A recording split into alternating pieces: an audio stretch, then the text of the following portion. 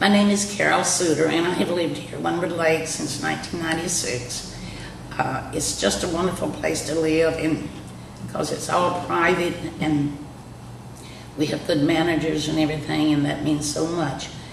And all our neighbors, it's just like a big family here. And I had moved out from a big house and or grounds, and I couldn't keep up, so I came here.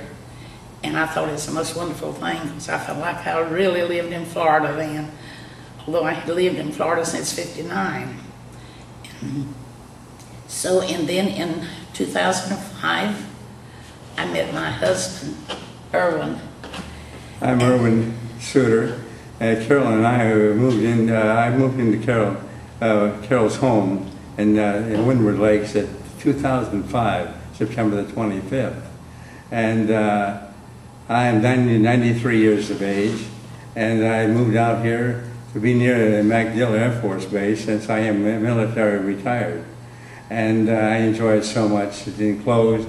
We can walk here around the park every day. We feel very safe and very comfortable being here in Windward Lake with all the activities that's going on. We enjoy it so much.